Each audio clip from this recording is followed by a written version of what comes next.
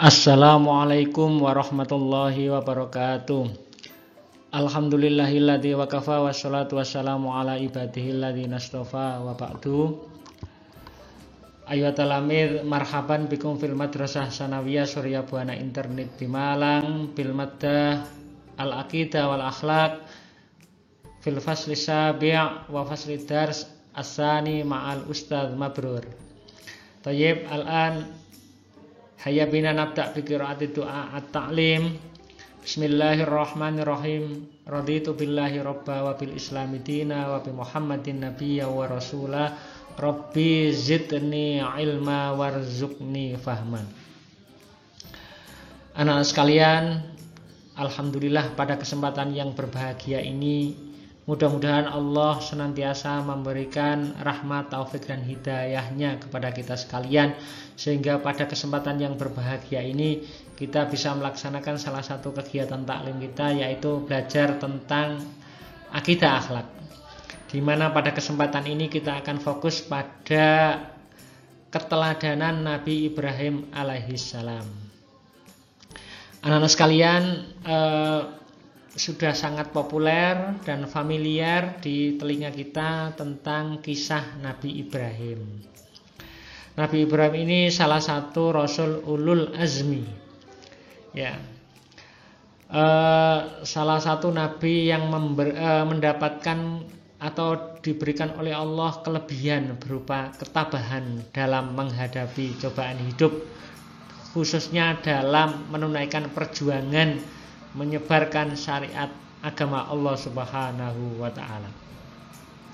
Ada sejumlah keteladanan yang wajib kita ambil, kita pelajari, untuk selanjutnya kita teladani, kita tiru bersama-sama agar kita menjadi hamba Allah yang soleh seperti solehnya Nabi Ibrahim alaihissalam. Anak-anak sekalian, sebelum kita belajar tentang keteladanan Nabi Ibrahim alaihissalam, terlebih dahulu Pak Mabrur ingin menyampaikan kompetensi dasar yang harus kalian dapatkan, ya, kuasai, yaitu tentang kisah keteladanan Nabi Ibrahim alaihissalam yang diwujudkan dalam sebuah indikator berupa mendeskripsikan kisah keteladanan Nabi Ibrahim, mampu meneladani perilakunya, mampu menceritakan tentang peristiwa yang menunjuk pada kisah Nabi Ibrahim dan mengambil hikmah untuk diteladani. Oleh karena itu tujuan pembelajarannya adalah diawali dengan memahami tentang biografi tentang Nabi Ibrahim, kisah Nabi Ibrahim mencari Tuhan, menjelaskan dakwah yang berisi tentang ujian dan mukjizatnya, dan menyebutkan keteladanan Nabi Ibrahim alaihissalam. Anak-anak sekalian yang berbahagia, di depan kalian itu ada sejumlah gambar, ada foto yang diasumsikan itu sebagai gambaran Nabi Ibrahim dalam menjalankan syariatnya. Di situ yang populer dengan kisah korban, ya, yakni Nabi Ibrahim menyembelih putranya yang tercinta, yaitu Ismail alaihissalam.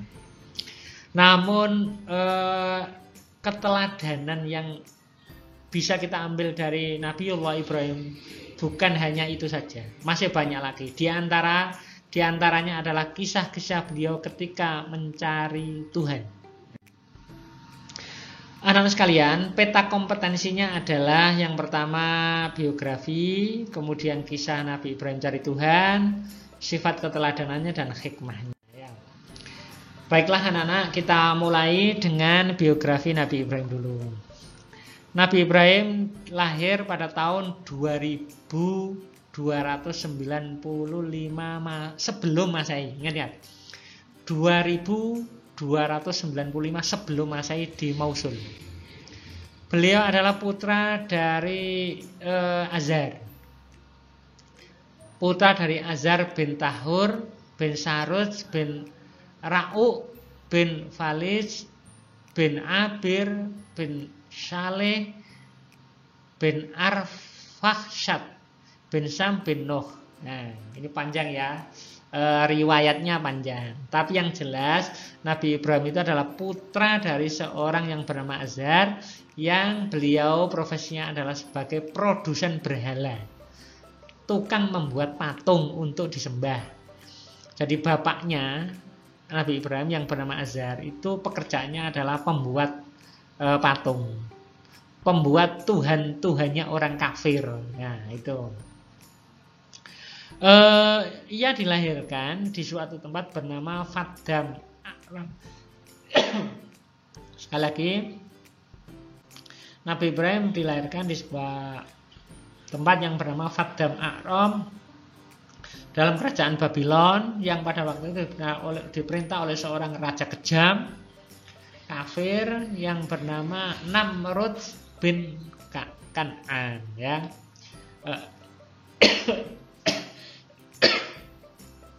Diperintah oleh seorang raja zalim yang jahat, ya, yang keras kepala, kafir, yang bernama Namrud. Selanjutnya kita belajar tentang sejarah bagaimana cerita atau kisah Nabi Ibrahim mencari Tuhan. Inilah bukti kesalehan seorang anak, ya, atau seorang, pada saat itu masih belum menjadi nabi, seorang hamba, tepatnya gitu ya. Inilah bukti kesolehan seorang hamba ketika beliau sedang mencari Tuhan. Kalau kita ini kan rata-rata Islam kita, ini kan Islam turunan. Maksudnya, kenapa kita Islam? Karena ayah dan ibu kita orang Islam. Kakek nenek kita insya Allah orang Islam. Nah, dalam tanda petik disebut sebagai Islam turunan, ya. Tapi nggak apa-apa. Berbeda dengan Nabi Ibrahim. Ya, kita alhamdulillah kita lahir dari keluarga besar yang insya Allah punya iman. Kakek nenek kita beragama Islam, punya iman insya Allah. Alhamdulillah, itu merupakan rahmat dan nikmat Allah yang luar biasa besarnya, wajib kita syukuri. Berbeda dengan Nabi Ibrahim. Nabi Ibrahim ini lahir dari keluarga yang kafir, bahkan pembuat tuhannya orang kafir, di mana Azar itu adalah produsen berhala. Oleh karena itu, atas hidayah, rahmat dan nikmat dari Allah, Nabi Ibrahim dijadikan sebagai hamba yang soleh. Cerita atau kisah beliau mencari Tuhan disebutkan dalam Al-Quran surat Al-An'am ayat 76-78. Ya, ceritanya panjang ceritanya. Ini singkat saja, ya, singkat. Nabi Ibrahim setiap hari merenung bahwa menurut keyakinannya dia bahwa di dunia ini tidak ada yang muncul secara tiba-tiba. Pasti ada yang menciptakan. Pasti ada yang mengatur. Nah, pencipta dan pengatur itu bisa disebut dengan istilah Tuhan. Terus siapa Tuhan itu? Nah, ini mulai dari situ Nabi Ibrahim dengan semangatnya yang gigih terus berusaha mencari Tuhan. Mungkin ini, mungkin itu, mungkin ini, mungkin itu, dan seterusnya sampai disebutkan dalam Al-Quran. Puncaknya adalah, nah ini, falamma janna alaihi lail ro'a kaukaban, dia melihat bintang. Oh, mungkin ini Tuhan itu. Dia ketika melihat bintang, pada saat dia melihat, ketika malam dia melihat sebuah bintang, dia berkata, inilah Tuhanku.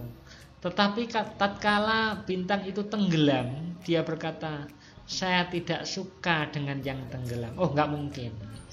Qala la uhibbul afilin. Ya enggak mungkin masa ana Tuhan tenggelam. Falamma ra'al qamara bazighon. Ketika melihat bulan yang terbit, wah, mungkin ini Tuhanku. Ini kan lebih besar daripada bintang. Qala hadza rabbi, ya inilah Tuhanku. Falamma afala qala, dia maka ketika dia si bulan tadi terbenam, tenggelam, dia juga sama berkata bahwa saya tidak suka hal-hal yang tenggelam, yang terbenam. Sesungguhnya jika Tuhanku tidak memberi petunjuk kepadaku, pastilah aku termasuk orang-orang yang sesat. Falamaro asyamsa bazighatan. Nah, ini ketika dia melihat sebuah matahari, pasti ini Tuhan karena ini lebih besar. Nah, dan seterusnya ya. Maka tatkala matahari itu terbenam, ia berkata, "Hai kaumku, sesungguhnya aku terlepas dari apa yang kamu persekutukan." Jadi ketika melihat matahari, dia beranggapan bahwa itu adalah Tuhan karena itu maha besar dari yang sebelum-sebelumnya. Tetapi karena ketika matahari terbenam juga perkataannya sama, saya nggak mungkin mencintai hal yang tenggelam dan pasti itu bukan Tuhan. Karena itu dia tetap bersikukuh, dia berkata kepada kaumnya, "Sesungguhnya aku terlepas dari apa yang kamu persekutukan." Ayat menceritakan tentang Nabi Ibrahim dalam mencari Tuhannya. Jadi anak-anak sekalian, itulah sekelumit kisah bagaimana Ibrahim bersikeras mencari Tuhan. Ketika melihat bintang, dia meyakini itu Tuhan. Tapi ketika tenggelam dia ragu lagi. Melihat bulan, menganggap itu Tuhan karena lebih besar. Melihat matahari lebih besar dan akhirnya semuanya tenggelam. Dan kesimpulannya semuanya bukan Tuhan karena tidak ada Tuhan yang tenggelam dan seterusnya. Itu semangat gigihnya Nabi Ibrahim ketika mencari Tuhan. Ada beberapa hikmah yang bisa kita ambil dari cerita ini nanti ya. Kemudian dakwah, di mana di dalam dakwah itu ada sekian banyak ujian dan mukjizatnya ya. Ringkas cerita begini, Nabi Ibrahim itu hidup di kalangan keluarga kafir, yakni Azar itu produsen berhala. Sedangkan raja kejam dan kafir. Maka hidupnya secara spiritual telah terancam oleh kezaliman Raja Namrud. Oleh karena itu pada suatu saat, kalian sudah pasti pernah dengar cerita ini. Suatu saat Nabi Ibrahim itu menguntit keberadaan Namrud, ingin masuk dan mengetahui tentang perilaku raja dan kaumnya. Ternyata setelah dilihat bahwa Raja Namrud itu adalah penyembah berhala yang notabene banyak dibuat oleh bapaknya sendiri.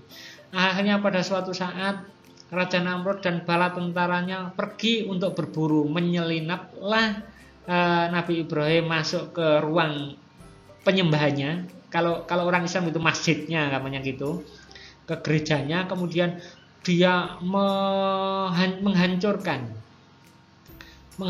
seluruh patung-patung yang ada di sana, kemudian disisakan satu yang besar. Nah, kemudian kapaknya dikalungkan di leher dari patung yang besar, seakan-akan dikesankan bahwa patung yang kecil itu dibunuh, dihancurkan oleh kaum berhala yang besar. Itu ujian dan perjuangannya. Kemudian setelah raja dan bala tentaranya datang, maka dia kaget dan mencari tahu siapa yang menghancurkan tuhan-tuhan mereka. Akhirnya usut, kemudian dicari melalui intelijen mereka, dan akhirnya ditangkaplah Nabi Ibrahim dan diadili. Di saat pengadilan itu mereka berkata kepada Ibrahim, "A'anta fa'alta hadza bi'alihatina ya Ibrahim?" Apakah kalian yang menghancurkan tuhan-tuhan kami wahai Ibrahim? Nabi Ibrahim berdalih berkata, "Qala bal fa'alahu kabiruhum hadza." Ya enggak mungkin saya. Tanyakan aja kepada berhala yang paling besar itu. Mungkin dia itu iri sehingga dia itu cemburu. Kenapa berhala-berhala yang kecil juga disembah? Kenapa enggak saya saja? Akhirnya mungkin Tuhan yang gede-gede itu marah. Tuhan yang gede itu marah dan menghancurkan berhala yang kecil. Nah, akhirnya dalam dialognya katanya Nabi Ibrahim, "Apakah kamu gila?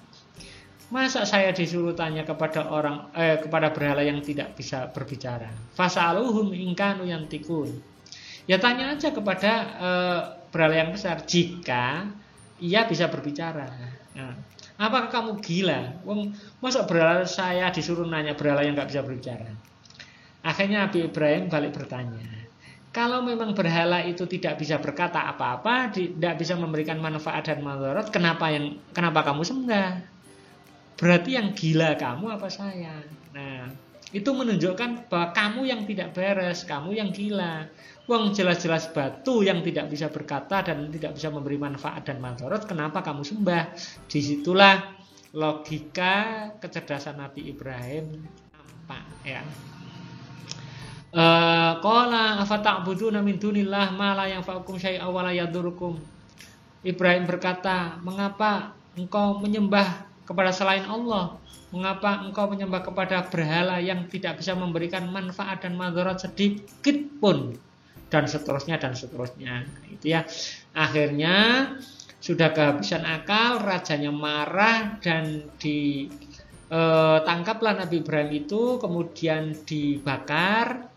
Setelah itu Allah menurunkan sebuah mukjizat yang luar biasa di hadapan kaum kafir, khususnya di hadapan Raja Namrud, dengan maksud ingin menunjukkan kebenaran ajaran yang dibawa oleh Ibrahim alaihissalam. Pada saat dibakar Nabi Ibrahim itu, kemudian Allah memerintah kepada api, kul ya narukuni barda wa salaman ala Ibrahim. Wahai api, jadilah engkau dingin dan menyelamatkan kepada Ibrahim. Sekalipun Allah sudah menunjukkan mukjizat, menurunkan mukjizat kepada Nabi Ibrahim, dan ternyata alangkah kagetnya Namrud dan bala tentaranya, ternyata Nabi Ibrahim yang dibakar itu tidak hangus dan masih utuh, tidak merasa panas sedikit pun. Sekalipun demikian, tapi atas dasar kafir, tetaplah Namrud tidak menjadi hamba yang beriman, dan sampai akhir meninggalnya pun tetap menjadi hamba yang kafir. Anak-anak sekalian, demikianlah cerita tentang kisah Nabi Ibrahim mencari Tuhan. Ya. Kemudian apa yang bisa keteladanan apa yang bisa diambil dari kisah Ibrahim? Yang pertama, kegigihannya dalam mencari kebenaran atau Tuhan. Anak-anak sekalian, dalam sebuah ungkapan disebutkan, man arafa nafsahu faqad arafa rabbahu. Siapa yang tahu dirinya maka akan tahu Tuhannya. Anak-anak sekalian, kalau kita mau merenung pada apa yang ada di diri kita, merenungkan segala sesuatu yang ada pada tubuh kita, sudah cukup membuktikan tentang adanya sekaligus kekuasaan Tuhan. Gak usah seperti yang apalagi sampai Nabi Ibrahim sampai meyakini matahari dan seterusnya. Kita merenungkan tentang anatomi tubuh kita sendiri aja sudah cukup menjadi bukti bahwa Tuhan itu ada dan maha kuasa. Itu sudah cukup. Karena itu keteladanan yang bisa diambil dari kisah Ibrahim mencari Tuhan ini adalah kegigihan dalam mencari kebenaran. Apapun bentuknya, apapun jenis medianya, bebas. Marilah kita bersungguh-sungguh mencari sumber kebenaran, yakni menunjukkan bukti bahwa Allah itu betul-betul maha kuasa, maha rahman, maha rahim, maha seperti yang terdapat dalam Asmaul Husna itu ya. Jadi tidak usah ragu lagi tentang bagaimana harus mencari Tuhan, enggak usah. Apa yang kita lihat, kita rasakan, bahkan apa yang ada dalam tubuh kita sudah cukup menjadi bukti kuat bahwa Tuhan itu ada dan maha segalanya seperti yang disebutkan dalam Al-Asma Al-Husna ya. Kemudian kegigihan dan kesabaran dalam berdakwah, sekalipun menghadapi keluarga, ayahnya sendiri yang kafir, menghadapi raja zalim bahkan dengan ancaman, bahkan sudah dibakar sekalipun, tapi Nabi Ibrahim tidak bergeming, tetap menjalankan syariat kebenaran, yakni agama Allah Subhanahu wa taala.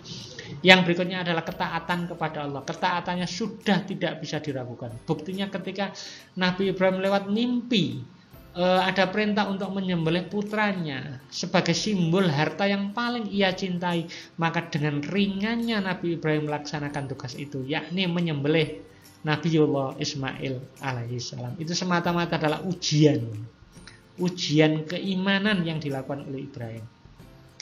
Kalau Ismail sebagai simbol harta yang kita cintai, sudah relahkah kita mensedekahkan untuk kepentingan agama Allah atas sebagian harta yang kita miliki? Kita nggak sampai begitu. Kadang-kadang sebagian harta yang kita miliki masih pelit untuk diperjuang, untuk dijadikan sebagai saran untuk berjuang, menyiarkan, ya, mengembangkan syariat agama Allah. Apalagi seperti Nabi Ibrahim suruh menyembelih anak. Nah, ini adalah simbol keimanan yang sangat kuat yang wajib kita teladani. Anak sekalian, hikmah apa dari keteladanan kisah Nabi Ibrahim? Yang pertama, tetap bersabar dan berusaha dalam menyebarkan hal yang baik dengan cara yang tepat dan benar ya. Tetap harus dengan semangat yang kuat. Yang kedua, asahlah kemampuanmu untuk berpikir kritis sehingga tidak mudah mengikuti hal yang tidak benar. Yang ketiga, berusahalah untuk berprasangka baik kepada perintah dan takdir Allah. Kalau Allah yang memerintah, pastilah itu untuk kemaslahatan diri kita. Maka kita wajib hukumnya untuk bermaslahat, untuk berhusnudzon kepada Allah. Wajib berbaik sangka kepada Allah. Karena segala sesuatu yang ditakdirkan oleh Allah kepada kita adalah demi kebaikan dan kemaslahatan hidup kita sendiri. Yang keempat, Allah Subhanahu wa taala akan memberikan pertolongan bagi mereka yang bertawakal kepadanya. Dan yang terakhir, jangan lupa untuk berbagi rezeki kepada sesama, terutama bagi yang membutuhkan. Anak sekalian, kesimpulannya adalah yang pertama, segala sesuatu yang terjadi hanyalah atas kudrah dan iradah Allah, atas kuasa dan kehendak Allah Subhanahu wa taala. Yang kedua, hendaknya kita sabar dan ikhlas menerima kehendak Allah. Yang ketiga, meyakini bahwa pilihan Allah adalah pilihan yang terbaik untuk kita. Dan yang terakhir adalah yang bisa membuka hati seseorang hanyalah hidayah dari Allah Subhanahu wa taala.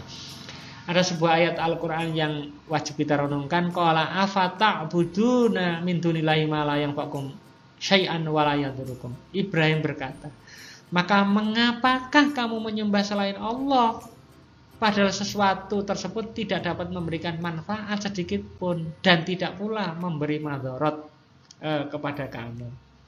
Jadi yang bisa memberi manfaat hanyalah Allah Subhanahu wa taala, bukan selain Allah.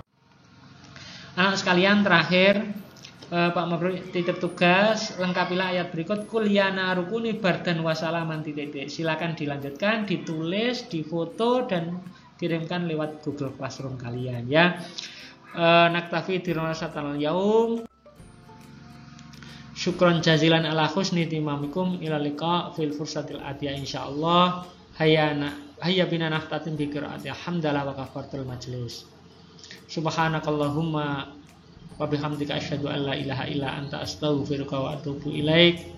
Billahi taufiq wal hidayah wa ridha wal inayah. Wassalamu alaikum warahmatullahi wabarakatuh.